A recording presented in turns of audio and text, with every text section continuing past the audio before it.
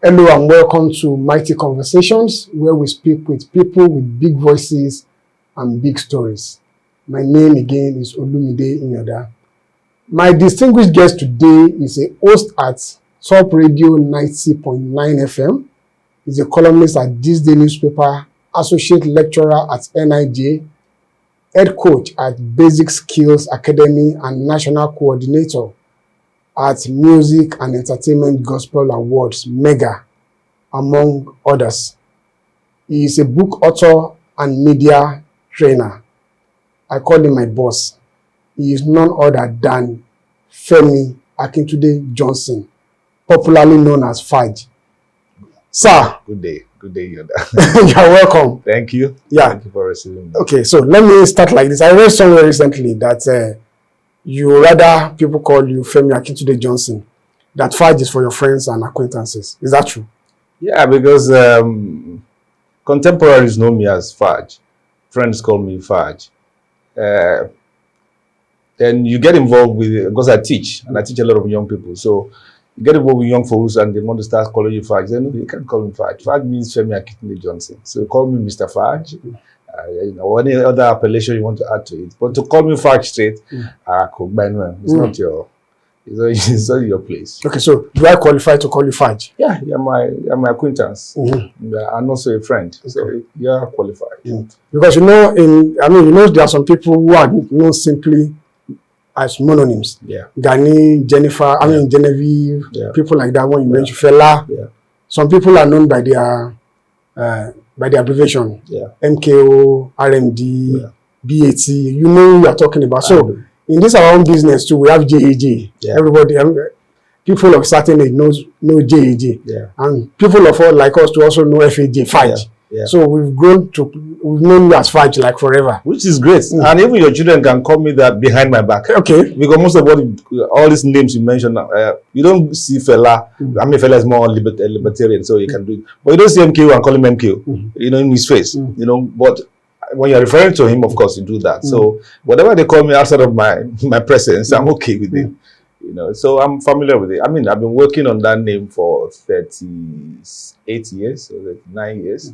So it sits well, just like my first name. Okay. So talking about working on that name for 39 years, you were 60 in 2021. Yeah. And right now, you are still involved in a lot of things. You are busier than most of your contemporaries. I suppose so. Okay, so I don't think that you are busier than you were when you were younger. I think so. Okay, so nothing like retirement anytime soon. No. A friend of mine told me that when you are active consistently and then you seemingly retire to be inactive, is a way to die early. And I don't want to die early, so I'm going to be active.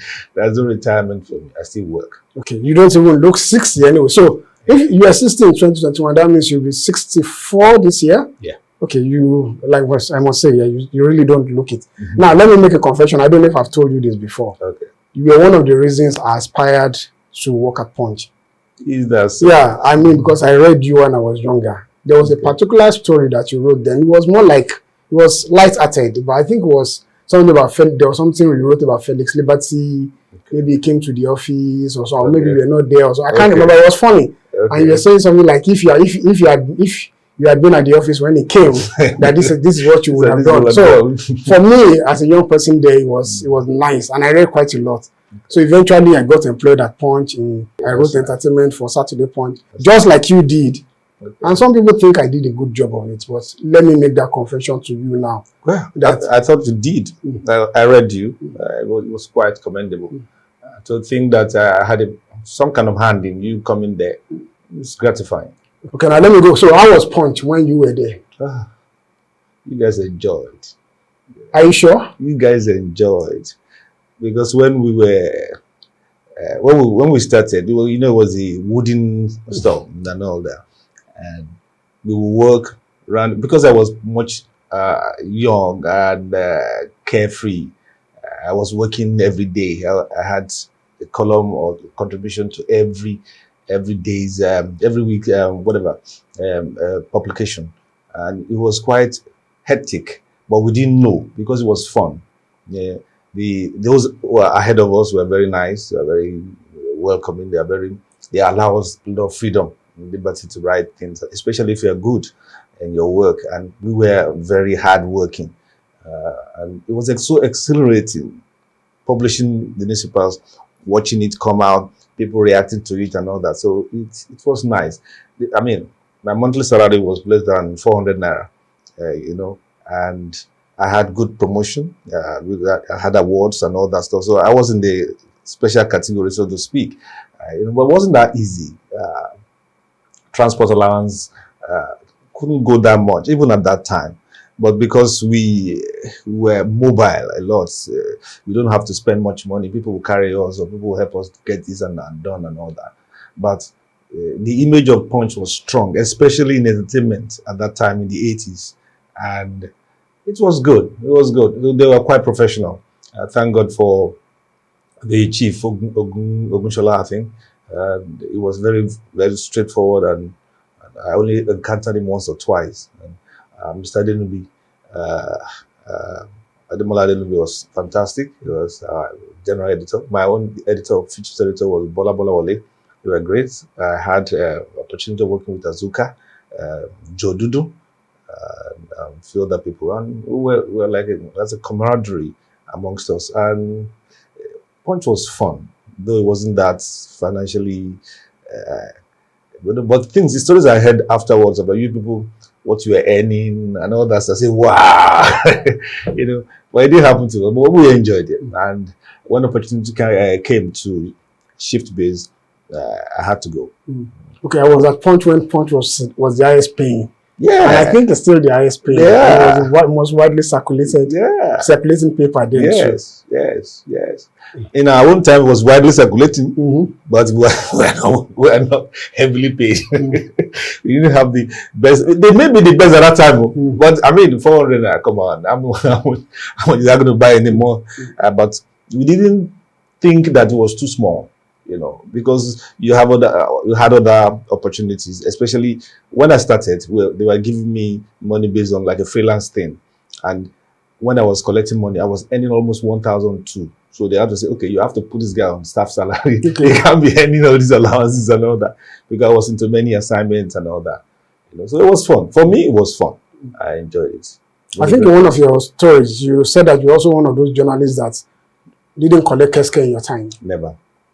For those who don't know what KSK is the classification, brown envelope. Yeah. Because as I always tell my students, it diminishes you as a person. If you go to a place, you must go that you want to build something that will live long after you.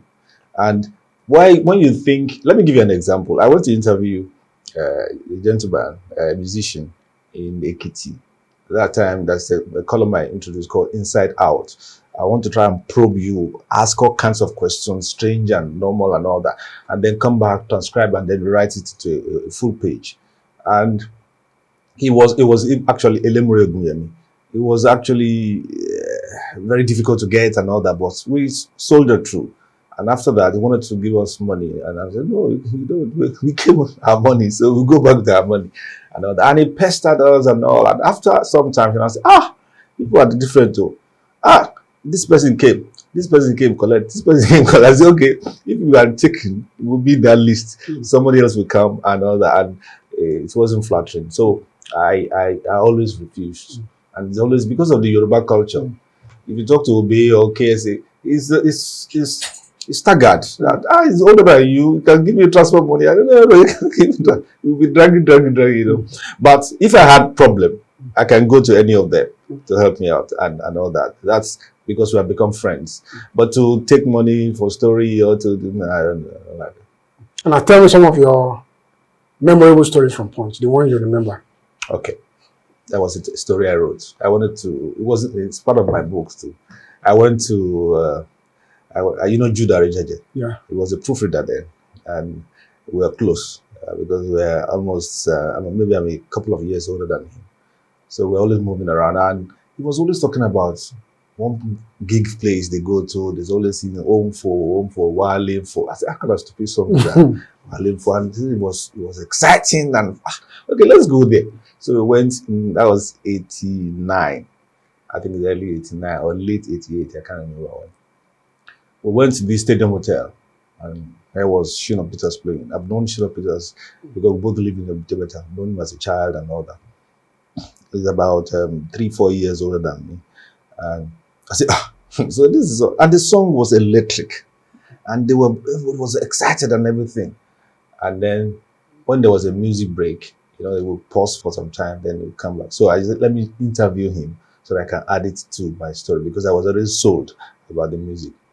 And one way or the other, the bouncers threw me out, And so I carried myself and I went back to the office. And it was in those days that we stay in the office for like 3-4 days consistently. So it was a Thursday, Wednesday or Thursday, and it was about the time I was preparing my column. So I went back to the office and I wrote a very fine story about what I saw, that this is the emergence of a new kind of music. It's going to blow this, it's going to blow that and all that. And I made all that predictions. Then I went to my gossip column called Basket Mouth. And I abused everybody. I abused him, the bastard, everybody that threw me out of the something, And on Monday, guess who was the first person in the office? It was Shina Peters. They said she was swept away. She know how humble he is. It was frustrating. I didn't know he can't prostrate. He can't prostrate me and all that. That he didn't believe that anybody could be offended by his people and still write something good about his music. And I said, that's my job. My job is to do this one. This other one is what happened to me. I'm writing this one. I remember. What about the one of Elegant Stallion and RMG? How many stories you want to let me clear the Elegant Stallion thing. The honor actually belongs to Azuka. Azuka Jebose. Azuka Jebose. Okay. Because Azuka Jebose's page.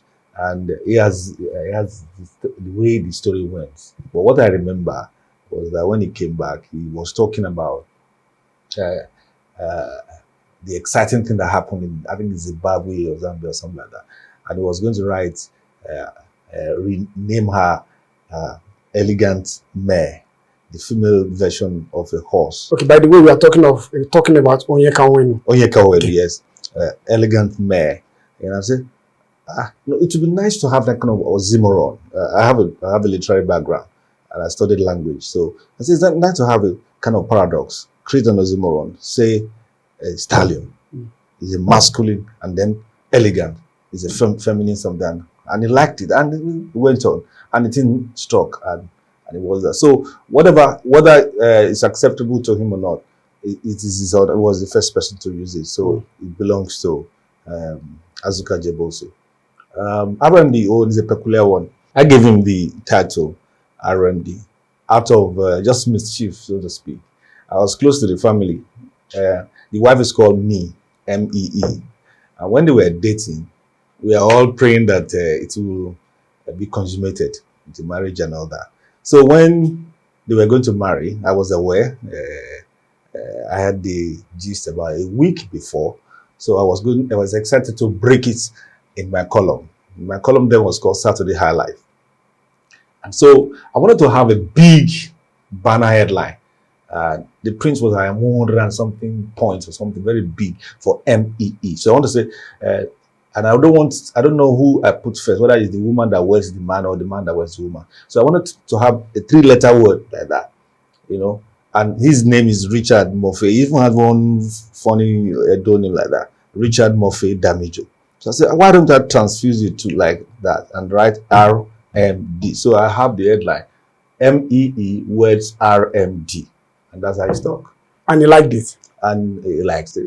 He liked it. I mean, he didn't even know about it until later. I think from there, I now started using it. And when I write about it, I write Richard, I put RMD. So people started using it also. When you know how Nigerians are, and when you do something they like, everybody will follow it and all that. And then he also started calling himself.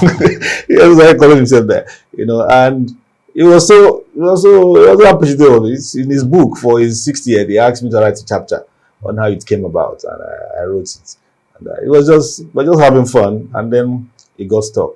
I like naming things a lot. I give a lot of people names or whatever. Sometimes it sticks, sometimes it doesn't. But I just like epigrams like that, forming things like that. Can you tell me about the other people that you named? Okay. Let me see. Sometimes the names don't stick. I don't know. What did I call? I gave. I gave Velasquez a name. I gave Alexito name. I gave even my cookie. I gave him a name. I can't remember. Oh, the last time I wrote Illumine was in 1999. I wrote about entertainment. That's like how many years ago? That's 35 years ago. I can't remember this name. I said I'll go and research again, check my book, I might get. But I like giving them names, or some titles. Or some will be ephemeral, it may not last long. Oyeka wanted to like the elegant stallion name DC. At the beginning, you know her, she's very fussy about some things. At the beginning, because of I think she grew into it. She grew into it because she even thought I gave her the name, essentially because she was saying, if not because they did this, because she when they had a problem, Tina won the way, they had the issue, and there was a day in nightclub they were trying to settle it, and I used to be close to both of them. So when I came, I'm looking and say, hey, the wicked people have come that caused the problem, that if not because you did or you mentioned the elegant style, I just laughed and left. I think a lot of people thought was my creation because Zuka left early. Zuka left about I think 1990 or thereabout, early 1990 or late 89. No, it was 89, if not 88. It was 89, early 89 that I took over, and I made the column my own. Then you left Punch for Classic to No, go Climax. for Climax. Yeah. Okay. I thought okay. I was always close with Classic people, okay, because my friend was in Classic. Okay. So I was close to Richard, Mayelin, and my friend, and it was from Mayelin that we had the prospect of starting Fame. And in starting Fame, I was the only one that didn't have any magazine experience. So when the opportunity came from Dr. Sonny Ojaibese to be, it was 5 times or 6 times my salary. And I was a young man who wanted money. And they also promised to give me 8 pages of their magazine to do my entertainment. And then they promised to give me a leisure editor and all that. So I went. June 1990. And was it as fulfilling as working for Punch? It was more exciting in that I had more pages to cover. I was given a car to run. I was given an allowance, like an Impress account. That's substantial. I could pay my sources, pay this, pay that, and I could have runners for my work and all. So, and I had 8 pages to fill, and I was able to. They had never been nominated for any award before. I was able to get them nominated for entertainment magazine. Though we didn't win, I think it went to Punch, yeah.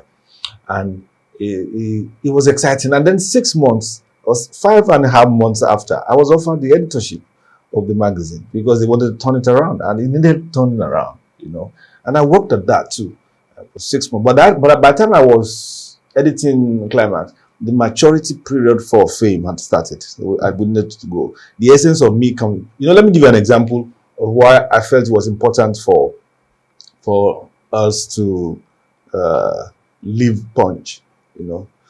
I stumbled into a story. It was later I found out, even after I've written the book, that I found out that it was Jude that gave me the idea or the hint. I met with a chap who was working with Ojukwu and who was into the know of Ojukwu was dating Bianca, the most beautiful girl in Nigeria then. And it was contrary to her contract and all that. And it was hush-hush. So when I got the news, if I'm going to use it, it would just be like 2 inches in the one column for my gist, for the stuff. So I told my friend about it, who was working in the General Interest magazine. And they started working on it. I'm talking about something that should not more than 2 or 3 inch stuff. And they wrote it to a cover story for 2 weeks or 3 weeks.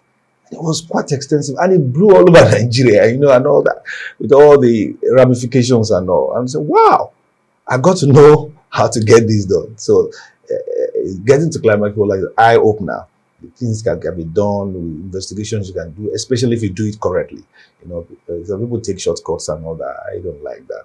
So it was, in terms of professional fulfillment, I was well accommodated, well facilitated. I didn't have any complaint at all, and he was an excellent man manager. Jagbese. It was great. When I was leaving, he blessed me because he understood why I was leaving, and though he was pained because shortly after they closed the magazine, about 6-7 months after they closed the magazine, but he knew I was going for a higher something, and my dream of starting a new magazine. When did that dream of doing film, when did it actually start? It was like I was close to. All the friends, us, were close, more particularly to Collins, who were always talking about how to do this, how to do that, what to do, what to make it better. And I liked him because when we do go for conferences and all that, he wasn't staying around like all these people. He wasn't collecting schedule. He wasn't collecting. So we gelled, So it was always leaving the place early and all that. So on leaving the place early, we're always meeting at the bus stops. A couple of times we have met, so we became friends and all that. So over time, we'll be discussing about how we can do a better paper like this, a better paper like that. And we're always talking about magazines. And I like the fact that a lot of the people were talking about Hello, Enquirer and all that stuff, did a lot of entertainment and a lot of scandals and all that. And I like that, And so that's how we grew. Then we talk about, we go to Allen Junction, the guy selling these magazines there. We sit down, we read the magazines, we buy some. He was quite fond of all that kind of thing. He bought a lot of magazines, so I got to read from him. And that's how we started building.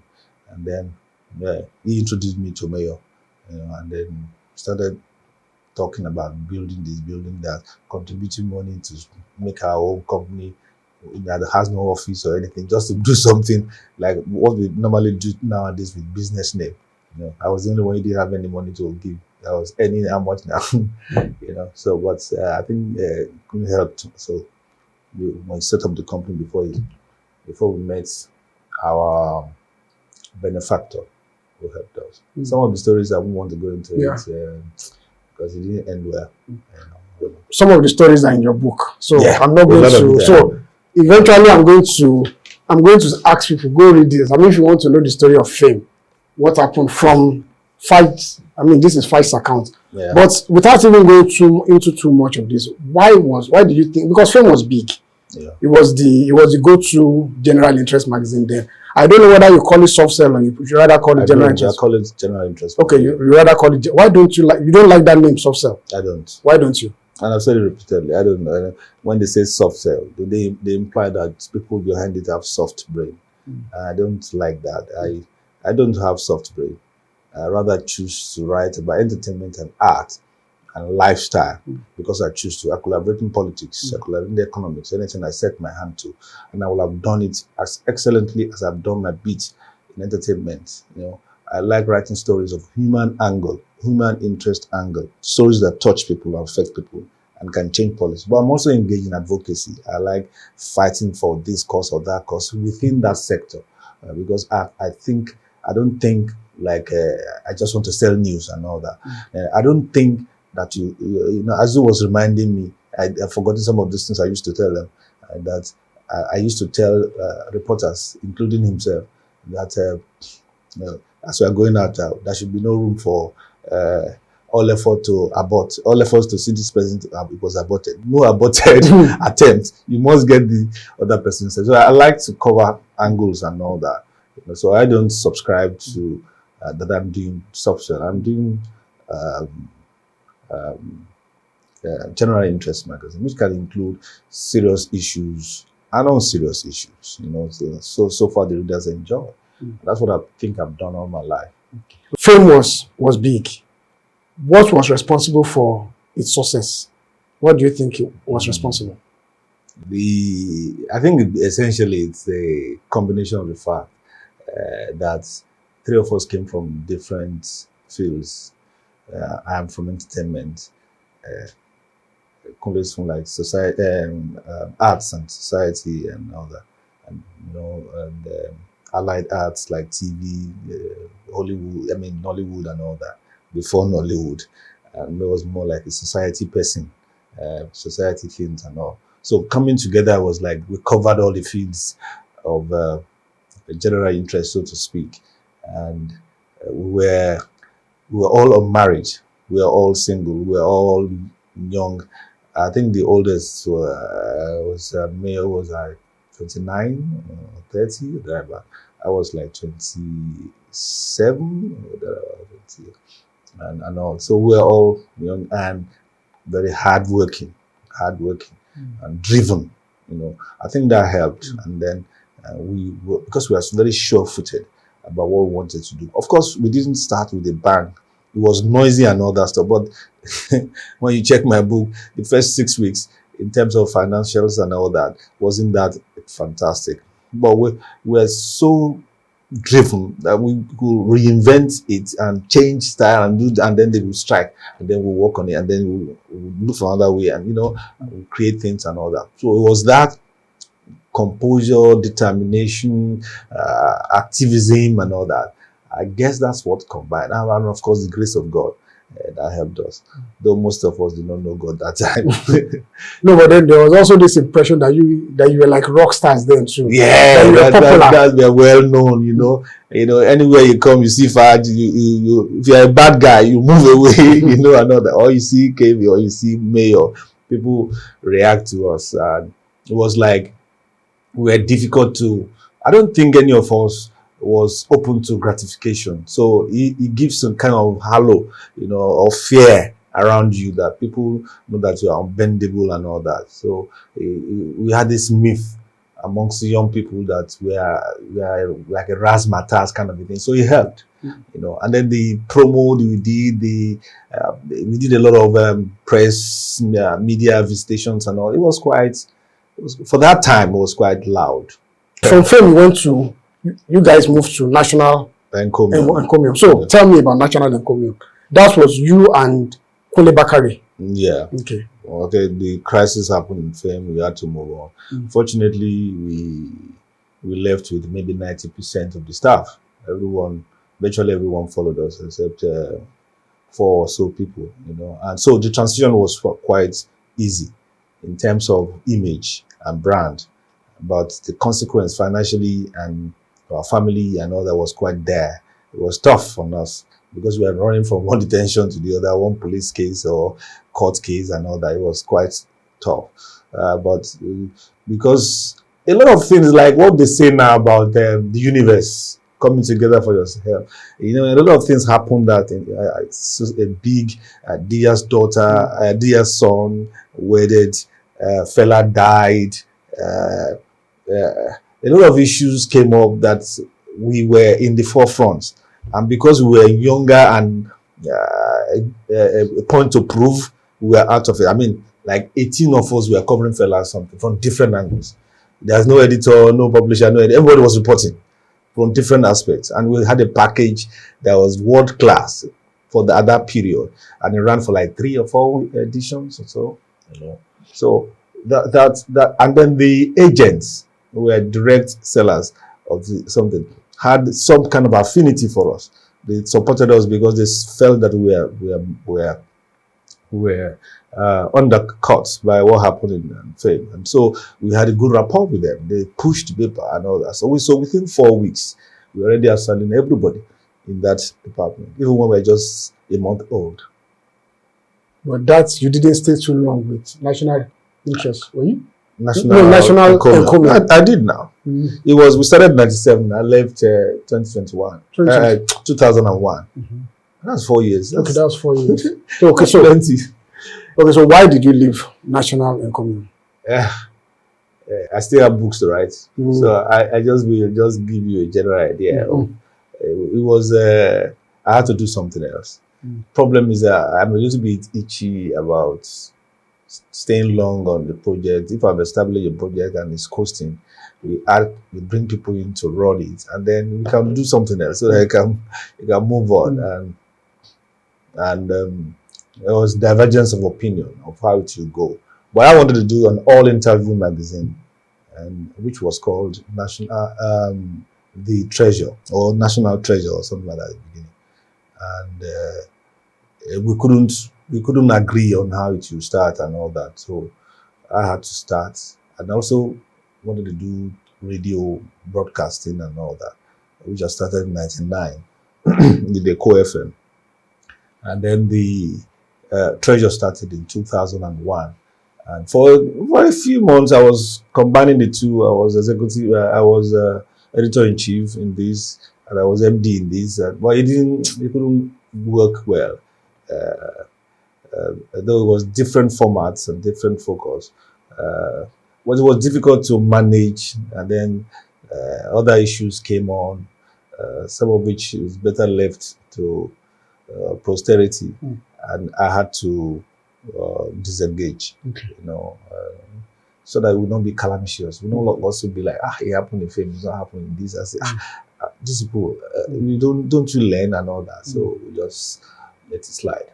Okay, so what is the relationship between you and your former partners? What is it like now? It's cordial. So when I'm talking former partners, I'm talking Kunle Bakari, Mayo Akintunde, and others. I know it's cordial. It's like my relationship with you. It's not cordial. We don't sleep in each other's house. We drive together. But when you see, we recognize each other. It's cordial. One because there's a gulf because of the years and spent and all that apart. If you say is it yummy like because no, it's not. But it's cordial. We are not enemies. Okay. Now, Treasure, I think it became Treasure People and Life at a point. Yes. TPL. How was Treasure People and Life? How did that? We started with Treasure, New Treasure, interview stuff and all that. And I just didn't want to do a solely news thing. I said, let the interviewees read what they have said verbatim. Then we review, we arrange in such a way that it can be newsy, so we can bring out our news from it and other features things and all that. And it started well.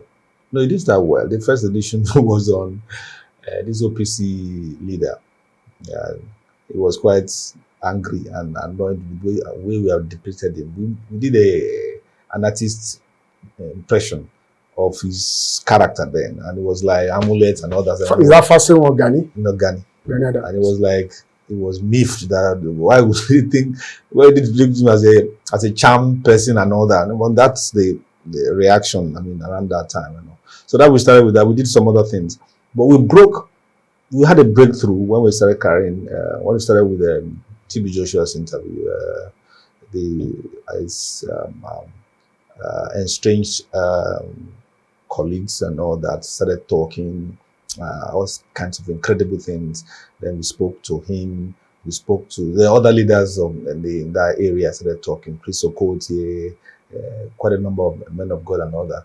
And it sold a lot, And then when you revert to the other things to do, it's like they are waiting for you to do more. And after some time, you can't go on writing about the same guy. And you realize that when you revert to other issues, you don't sell down, and we can't be looking for stories that will look like, we look as if we are targeting the band and all that. So we realize that it's probably not its own time, this interview thing. And then when we speak to people like Bakare or like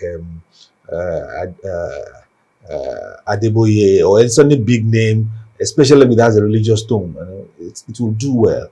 When we have politics and all that, even however big they are, it's not as strong as that.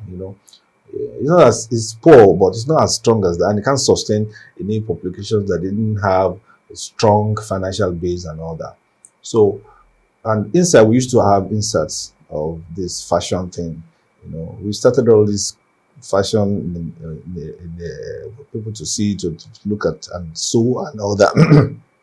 We started that around 2002 or 2003. So by 2003, by the end of 2002, we realized that this thing has to transition. That one, we had a lot of people doing adverts and making inputs and people liking it and all that. So from 4 pages, we started expanding it to 12, then expanding. By the time we realized in 2002, we went full blown. That's why we converted it to Treasure People and Stars. So we started talking to people. It's still the same interview thing, but now it's focused more to celebrities in the entertainment world. Started talking to people like Ramsey Noah. You go to we had a photo shoot with a swimming pool side, talk about the sex appeal thing and all that. We went to what's it called? Jalade. Went to their home, their garden. We take those pictures, there were stories.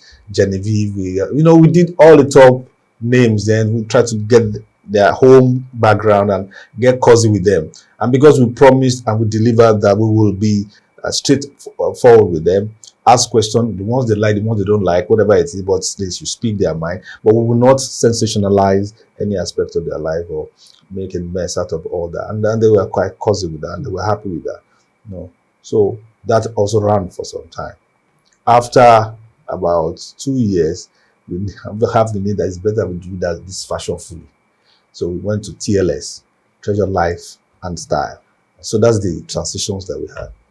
Okay. Now, do you know that there are members of TB Joshua's church who believe that you stop publishing Treasure because TB Joshua caused the magazine? Did you ever hear that? Oh, of course. Now, tell me about that story.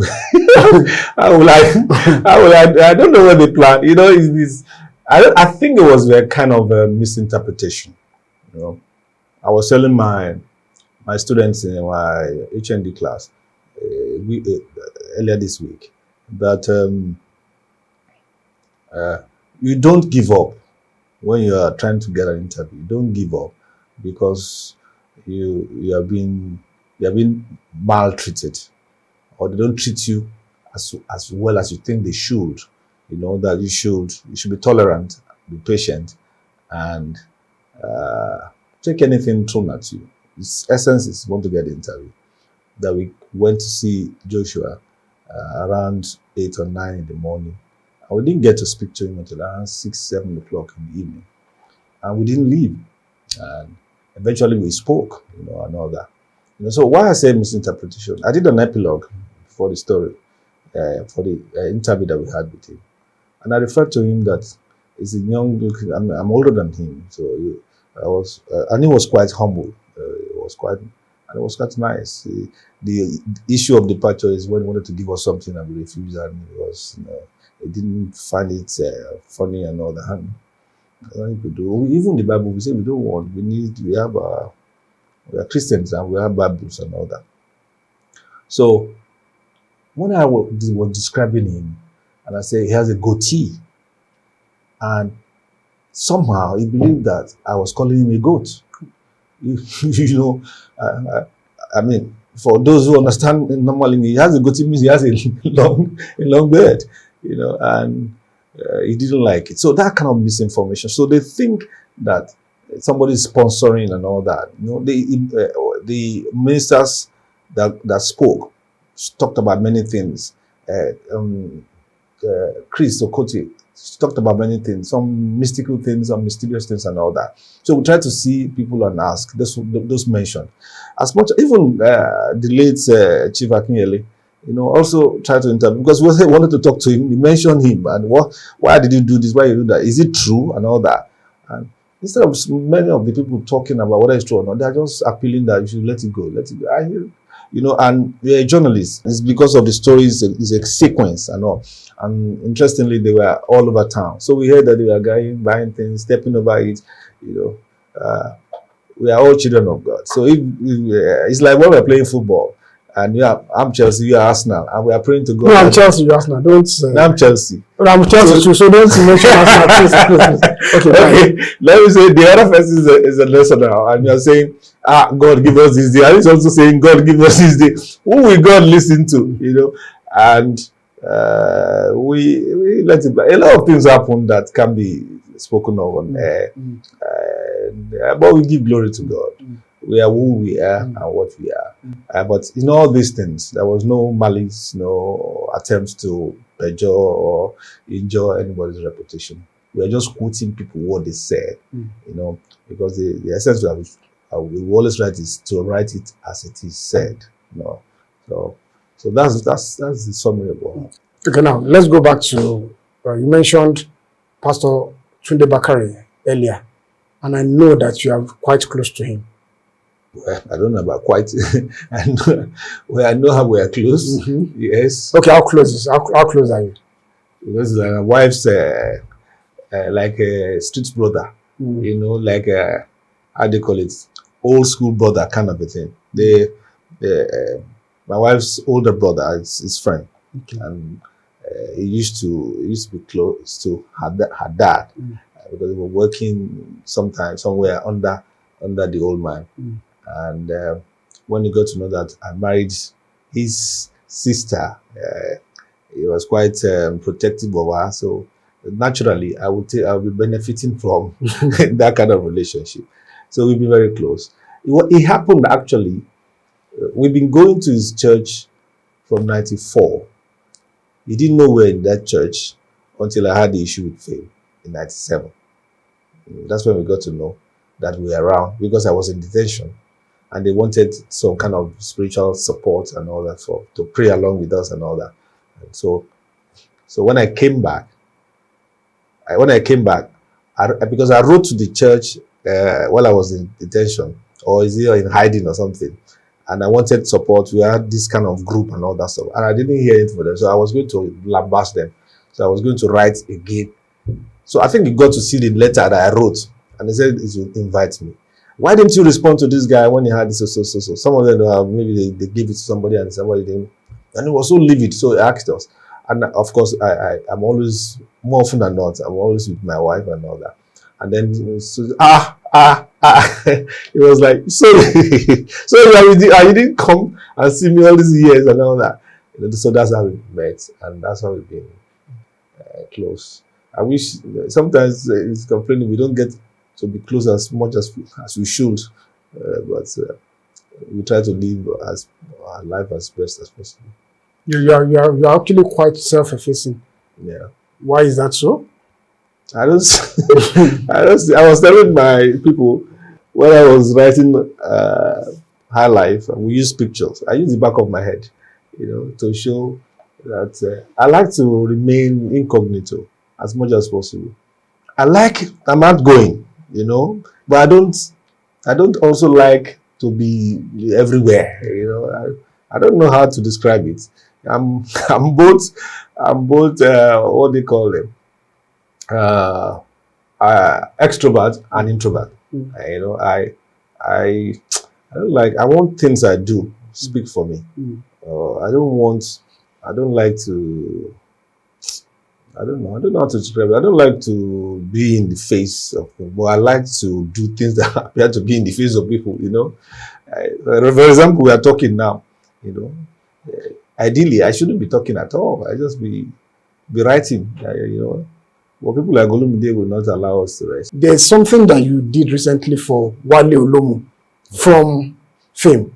Yeah. Why are you so emotionally invested in Wale Olomu? He was a fantastic guy. I wanted to start Fame. I was living in a place called Gengeto. I was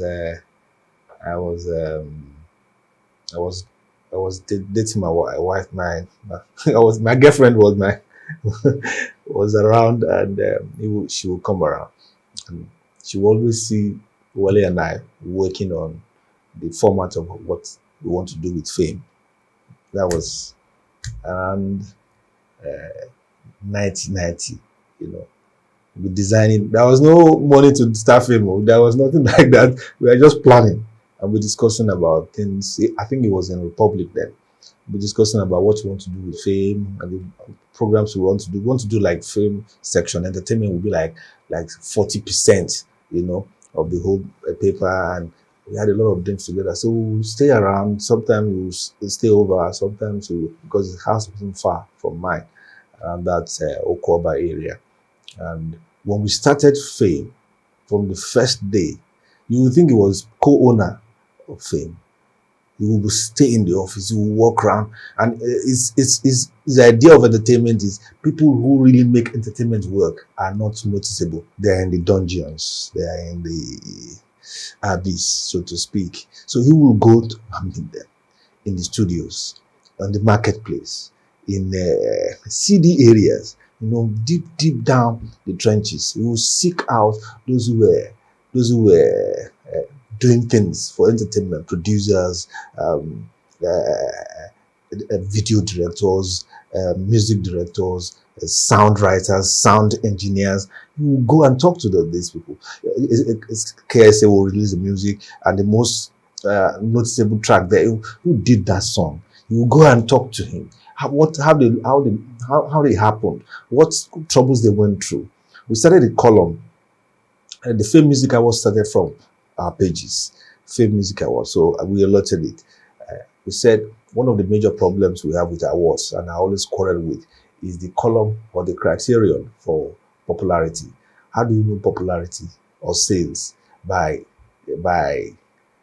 sitting in Lagos and judging awards. And we have a culture of non-transparency in terms of sales of records. We always having battles with artists and recording company about how much they sold, how much they earned, and all that stuff. Nobody agreed on how much, and they never showed their books. So how do we get that criterion right? So we open a station where Wale will go to all the markets.